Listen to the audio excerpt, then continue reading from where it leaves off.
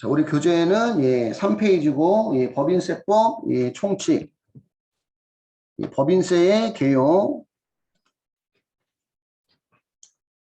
법인세의 의의를 보시면 네 번째 줄에 법인세는 법인을 납세 의무자로 해서 법인이 얻은 소득을 과세 대상으로 하는 조세를 우리가 법인세라고 얘기합니다. 그래서 여기 원래 소득세는 문제 나오는 부분은 아니에요. 소득세는 법인 소득세와 개인 소득세로 구분되는데 개인 소득에 대한 소득세를 소득세라 하고 법인 소득에 대한 소득세를 법인세라고 한다. 이렇게 나와 있죠. 그지? 이렇게 표현하고 있다. 이런 얘기고. 현행 우리나라 법인세의 특징. 법인세의 특징. 법인세는 순자산 증가설을 원칙으로 해요. 순자산 증가설이라는 것은 순자산만 증가했다면 순자산이 뭐지? 우리 순자산이? 자본이죠. 자본은 뭐가 증가하거나 자본은 총자산이 증가하거나 총부채가 감소해서 재산이 늘어나는 게 순자산의 증가예요. 이해가요? 순자산 증가설을 순자산만 증가했다면 모두 과세하겠다. 그래서 계속적 반복적인 소득뿐만 아니라 일시적 우발적인 소득도 과세하고 있습니다. 소득세는 소득 원천설을 원칙으로 하죠. 그지?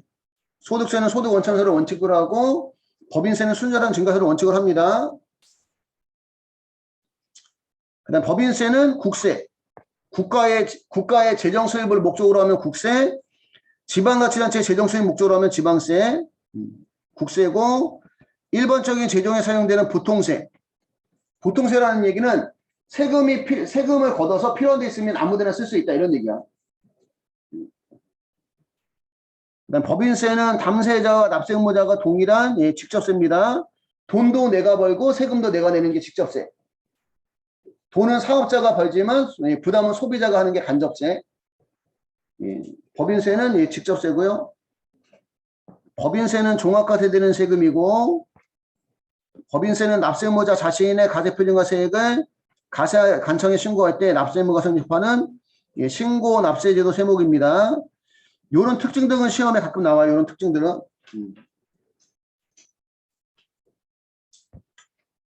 그래서 여기에는 안 나왔는데 순자산 증가설을 채택하고 있다 보니까 포괄주의 가세예요. 포괄주의 가세.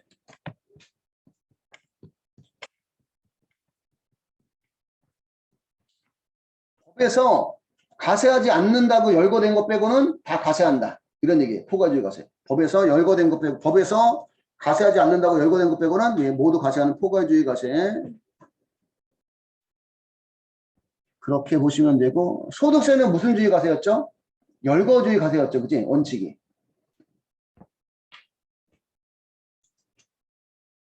법인세의 납세 의무자 세금을 부담할 의무를 지는 자는 내국법인과 국내 원천소득이 있는 외국법인이고 국세기본법에 의해서 법인으로 보는 단체 중에서 비영리 내국법인으로 보는 경우도 법인세법을 적용합니다.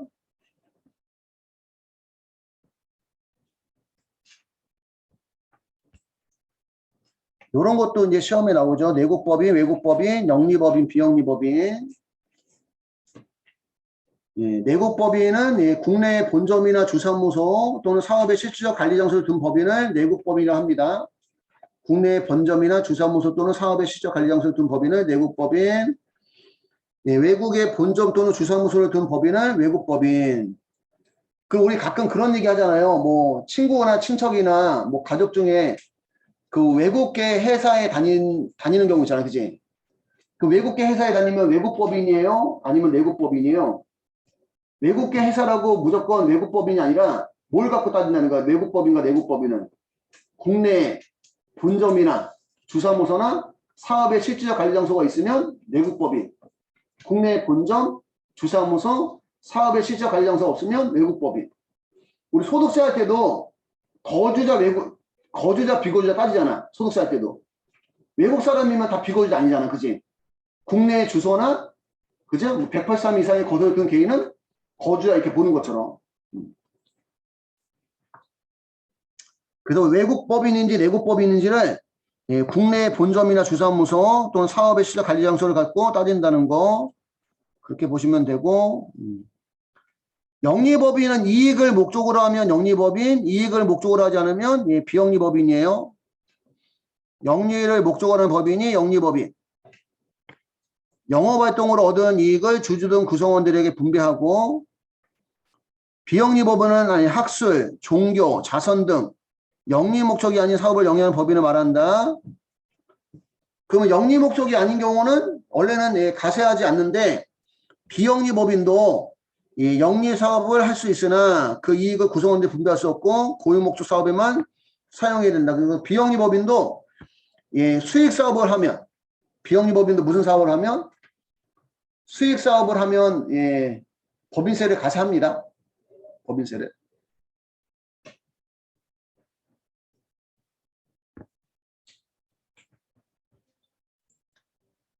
가세소득의 유형별 납세의무자 영리법인과 비영리법인의 각사원료 소득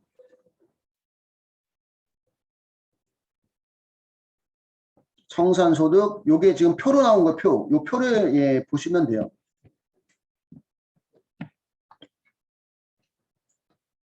예, 내국 영리법인은 예, 국내의 모든 소득이니까 무제한 납세의무자. 내국 영리법인은 예, 국내의 모든 소득에 대해서 납세의무가 있으니까 예, 무제한 납세의무자. 예, 각 사업연도 소득, 청산소득, 토지 등 양도소득, 미완료 소득에 대해서 예, 모두 납세 의무를 지고 내국 비영리법인은 국내외 일정한 예, 수익사업 소득에 대해서만 납세 의무가 있고요. 예, 청산소득은 없고 토지 등 양도소득이 있고 미완료 소득 없고 외국 영리법인은 예, 국내 원천소득만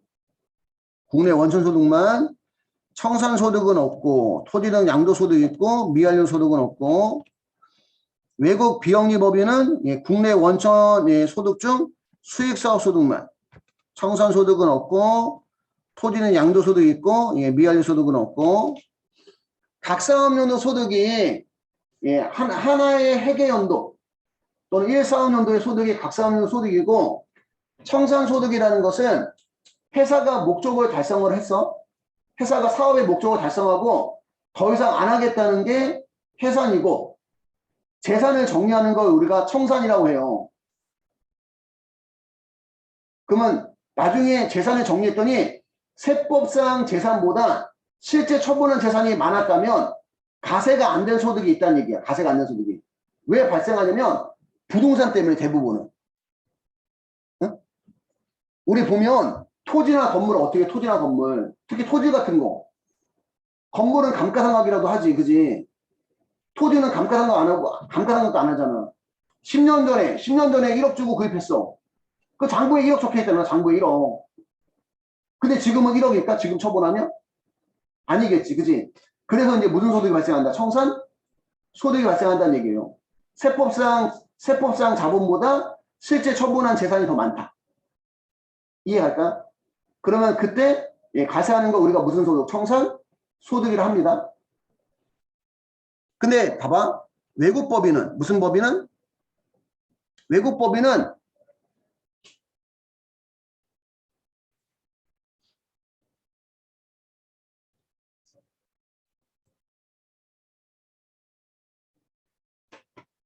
외국법인은 국내 본점이나 주사무소 사업의 실질적 관리 장소가 국내에 없잖아요. 그럼 청산을 외국에서 해. 그러니까 국내에서 청산소득이 발생한다 안 한다? 안 한다는 거지. 그래서 외국법인은 청산소득이 없고 비영리법인 그러면 대표적으로 종교단체, 학교 이런 거란 말이야 학교. 어? 근데 비영리법인이 청산소득 발생하면 국가기속이야. 비영리법인 청산소득 발생하면 어디 기속이다? 그러니까 가세가 안 되는 거지. 국가기속이든지 아니면 예, 유사한 비영리 재단에 넘겨줘야 돼. 그 요즘 문제가 되는 게 뭐죠? 문제가 되는 게 인구가 증가해요, 감소해요? 감소하지.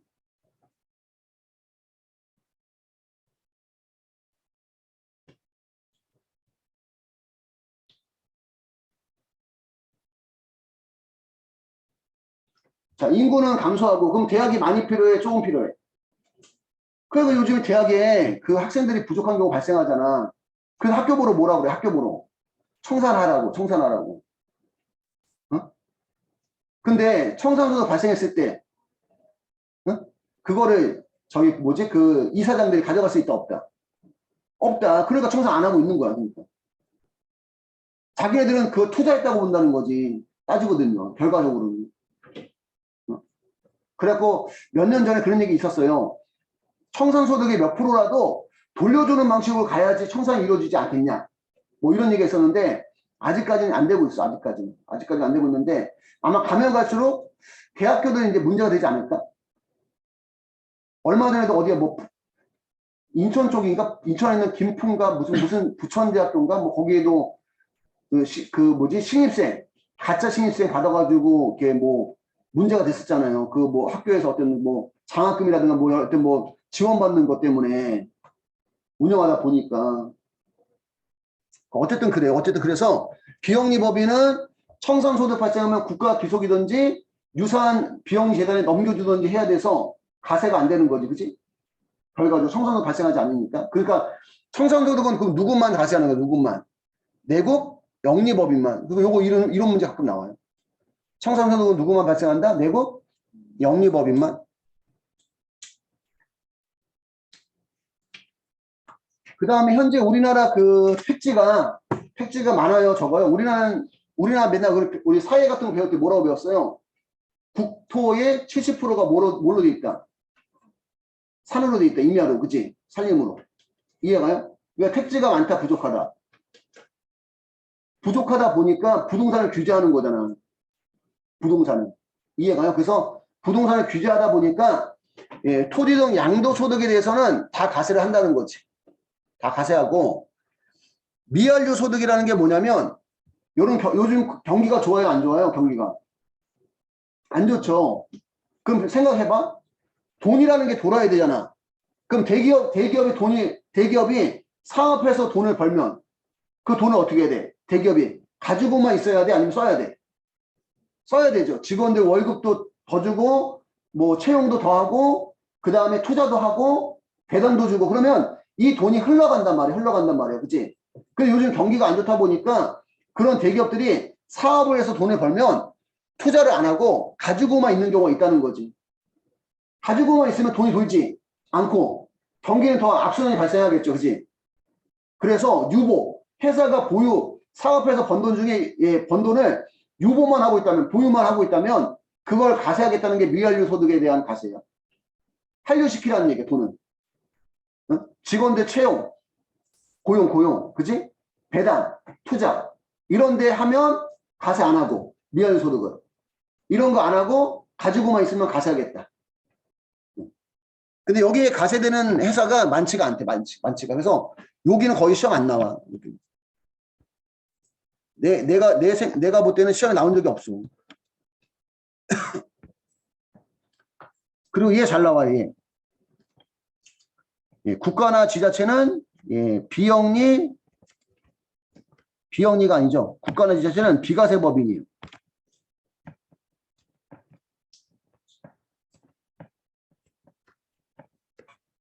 우리나라 국가나 지자체는 비과세 법인이고 외국의 정부나 지자체는 비영리 외국법인으로 봅니다. 외국의 정부나 지자체는 비영리 외국법인, 우리나라 국가나 그지? 우리나라 정부나 지자체는 비과세 법인이라는 거 가세하지 않는다. 그렇게 보시면 되고 예, 5페이지. 예, 법인세 가세 대상은 앞에 다 나왔죠. 각사업용도 소득, 그 다음 토지 등 양도소득, 청산소득, 예, 미완료 소득이 있고요. 각사업용도 소득이란 각 사업용 소득이란 계속 기업의 가세소득을 산출하기 위해 인위적으로 구분한 한 사업연도에 속하는 입금 총액에서 송금 총액을 차감해서 계산한 금액입니다. 예, 입금 총액이 기업 회계로 얘기하면 수익이고, 예, 송금 총액이 기업 회계로 얘기하면 비용이에요, 비용.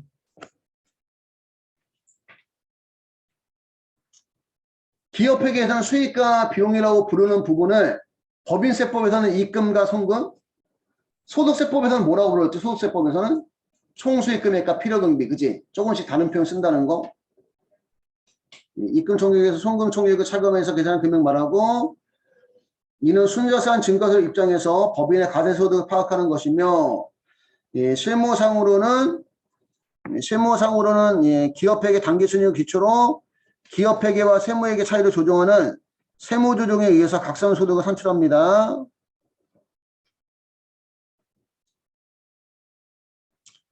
법인은 각 사업용 소득에 대한 법인세를 매 사업연도마다 신고 납부를 해야 되고요. 각 사업연도가 보통 1 사업연도 또 1 회계연도 동안 발생한 소득을 얘기하는 거고, 예, 토지 등 양도소득, 법인의 부동산 투기 방지를 위해 국가 지자체를 제외한 모든 법인이 일부 지가 급등 지역에 소지한 토지 등의 양도 차익에 대해서 각 사업용 소득에 대한 법인세 추가해서 가세한 소득을 우리가 토지 등 양도소득이라 합니다. 뭐 투기과열지구라든가 아니면 비사업용 토지, 비사업용 부동산 이런 거에 대해서 가세하는 걸 우리가 토지 등 양도소득이라 해요.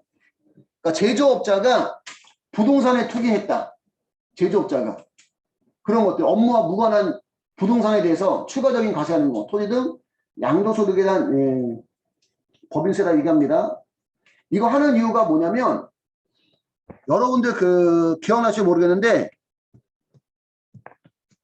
소득세율은 6%부터 45%까지였어요. 6%부터 45%까지.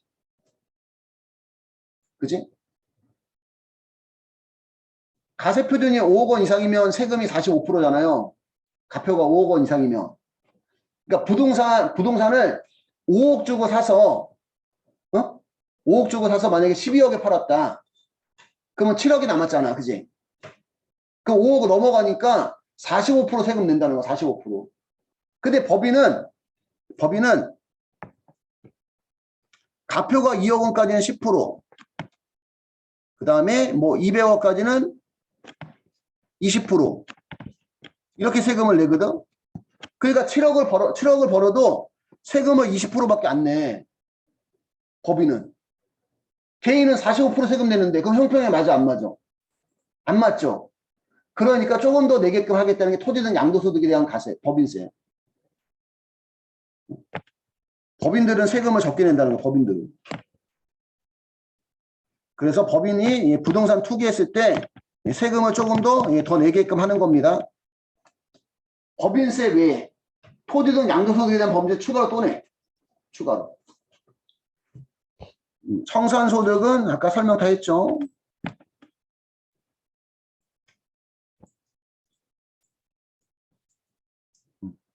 청산소득은 각 사업용 소득으로 법인세 계산 시 착오 또는 누락 등에 의해서 가세소득 포착되지 않은 소득에 대해서 가세하는 동시에 법인의 순자산 증가세에 의해 가세할 수 없었던 미실현, 자산평가 차익에 대해서 가세해야 되는 것이다.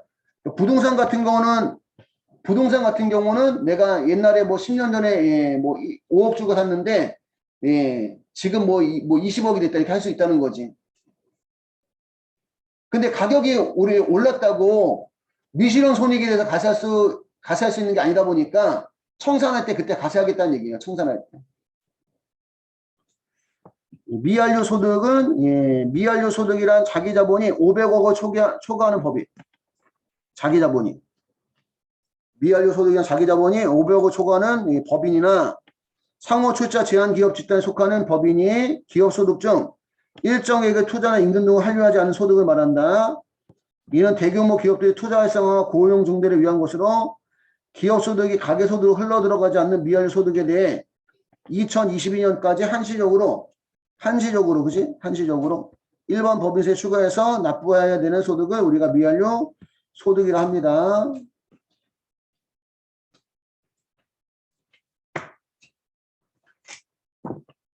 예, 6페이지 가시면, 예.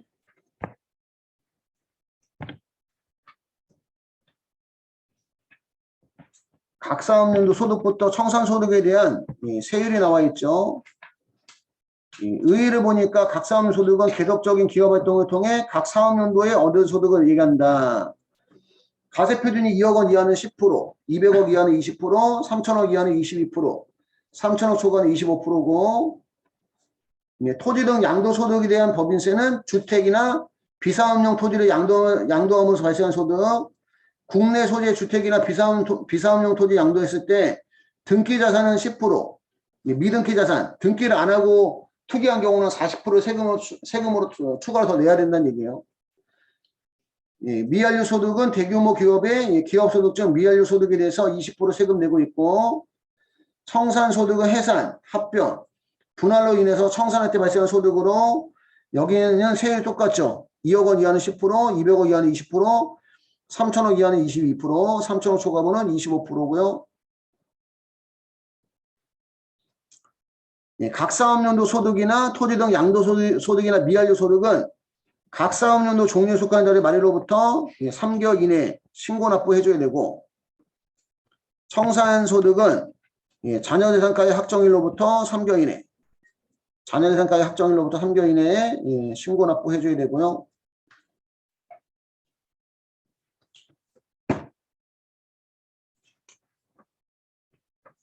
그 다음에 사업연도.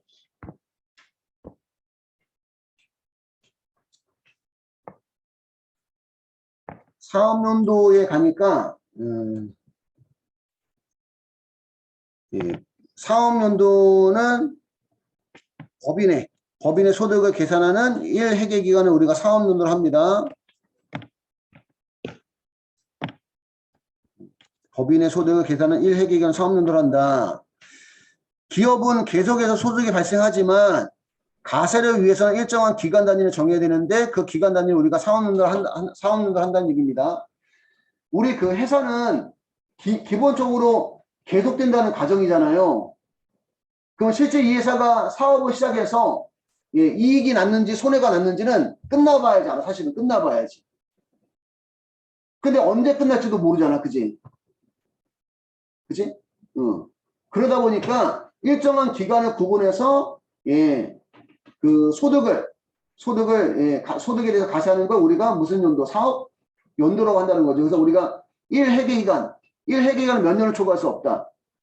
1년을 초과할 수 없다. 여기도 이제 같이 적용되는 거예요. 따지면.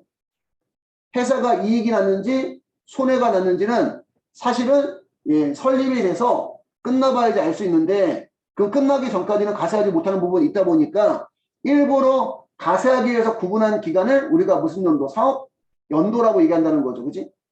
그렇게 이해하시면 되고, 본래의 사업 연도 여기 잘 나옵니다. 시험에.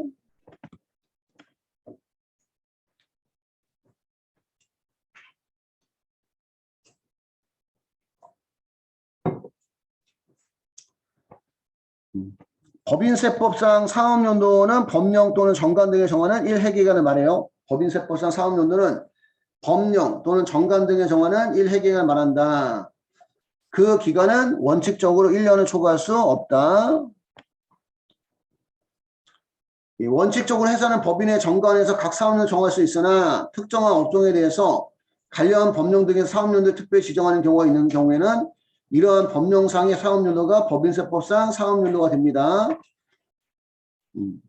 특정한 업종에 대해서 관련 법령 등에서 사업연도를 특별히 지정할 수가 있대요. 근데 여기서 얘기하는 법령은 법인세법을 얘기하는 게 아닙니다. 법인세법을 얘기하는 게 아니에요. 만약에 세무사라면 세무사법, 변호사라면 변호사법, 공인회계사라면 공인회계사법, 이런 거 얘기하는 거예요. 이런 거. 이해갈까요? 무슨 얘기인지?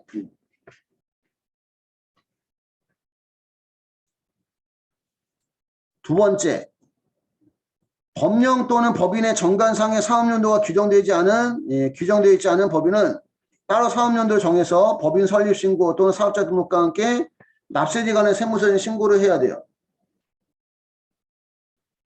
만약 법령 또는 정관상에 사업연도가 명시되지 않은 법인이 사업연도를 신고하지 아니한 경우는 매년 1월 1일부터 12월 31일까지를 그 법인의 사업연도로 봅니다.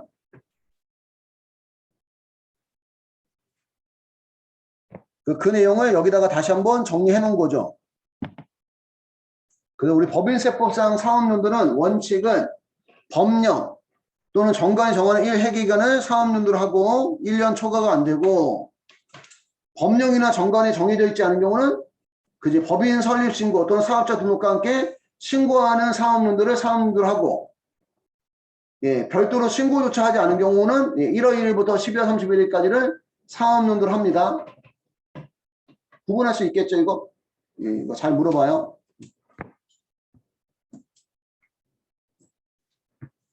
법인의 최초 사업 개시. 법인의 최초 사업 개시일은 원칙은 내국법인의 경우는 설립 등기일을 최초의 사업연도 개시일로 하고, 외국법인의 경우는 국내 사업장을 가지게 된 날, 국내 사업장이 없는 경우는 국내 원천 부동산 소득 또는 양도소득이 최초로 발생한 날을 최초의 사업연도 개시일로 하고요. 예외적으로 최초 사업연도 개시일 전에 손익이 발생한 경우, 최초 사업연도 개시일 전에 생긴 손익을 사실상 그 법인에게 기속시킨 것이 있는 경우, 최초 사업연도 기간이 1년을 초과하지 않는 범위 내에서 이를 당해법인의 최초 사업연도 손익에 산입할 수 있습니다. 이 경우 최초 사업연도 개시일은 당해법인에 기속시킨 손익이 최초로 발생한 날로 합니다. 최초 사업연도 개시일은 내국법인은 설립 등기를 최초의 사업연도 개시를 하는데, 설립 등기 전에 손익이 발생했다는 거지. 그지? 그 손익을 사실상 그 법인에게 기록시킨 것이 있는 경우, 최초 사업연도 기간이 1년을 초과하지 않는 범위 내에서 이를 당해법인의 최초 사업연도 손익에 산입할 수 있고, 이렇게 산입을 했다면 최초 사업연도 개시일은 당해법인에 기록시킨 손익이 최초로 발생한 날을 최초 사업연도 개시로 합니다. 최초 사업연도 개시일은 당해법인에 기록시킨 손익이 최초로 발생한 날로 합니다. 사업연도 변경. 사업연도를 변경하고자 하는 법인은 그 법인의 직전 사업연도 종료일부터 3개월 이내에 납세지 간의 세무서장에게 신고를 해야 돼요. 직전 사업연도 종료일부터 3개월 이내. 기한 내에 신고를 하지 아니한 경우는 그 법인의 사업연도는 변경되지 아니한 것을 한다. 그러니까 우리 회사가 예를 들어서 현재 사업연도가 1월 1일부터 12월 31일까지예요. 근데 사업연도를 변경하려고 해요. 변경하려고 하면 사업연도에 대한 변경신고를 언제까지 해야 된다는 거, 언제까지? 직전 사업연도 종료일부터 몇 개월 이내? 3개월 이내니까 23년 3월 31일까지 변경신고를 한 경우, 하지 않은 경우. 변경신고를 했으면 이거는 적법한 변경신고고,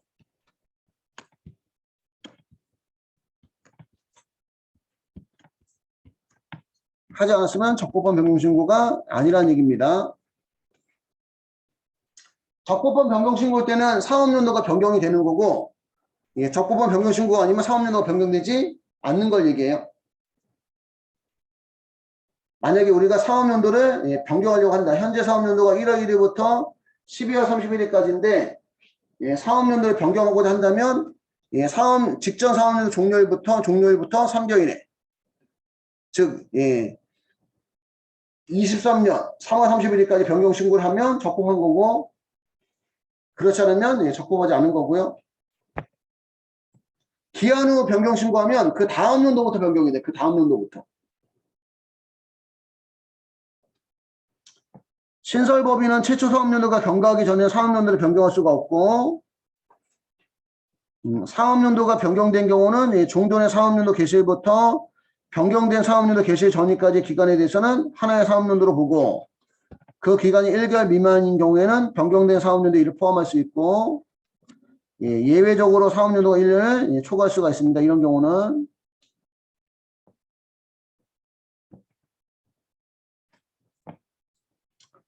예, 사업연도의 의제. 의제라는 것은 예, 간주라는 표현하고 같은 얘기죠. 뭐뭐로 본다. 뭐뭐로 본다.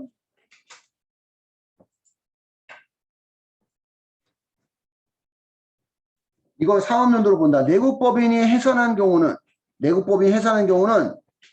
예, 그 사업연도 개시일부터 해산 등기일까지 기간을 하나의 사업연도로 보고, 해산 등기일의 다음날부터 그 사업연 종료일까지 기간을 하나의 사업연도로 보고, 각각 하나의 사업연도로 본다. 이런 얘기입니다.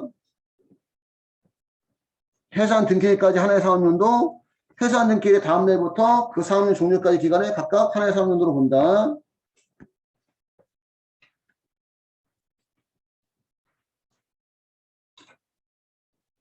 합병이나 분할에 의해서 소멸하는 경우는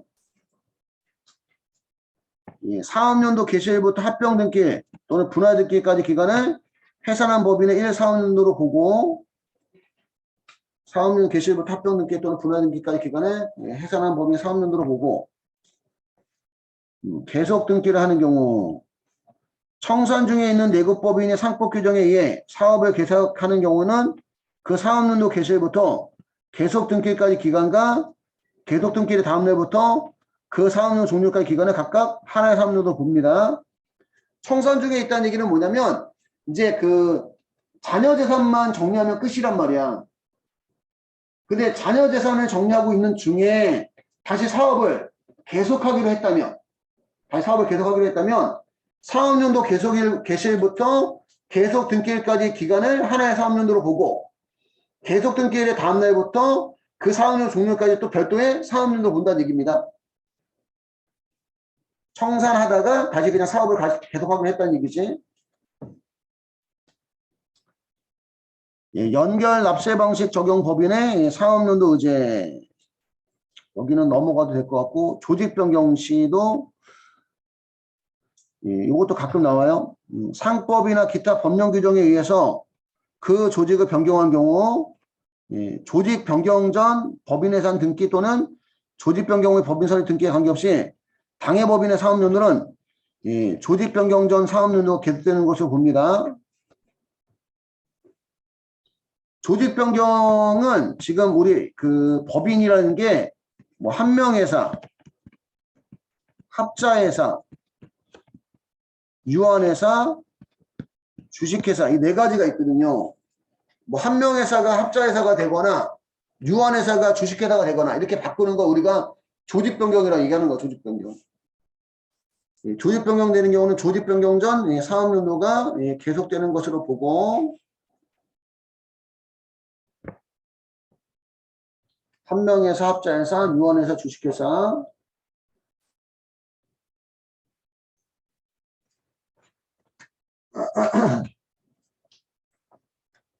외국법인의 사업연도 의제는 국내 사업장에 있는 외국법인은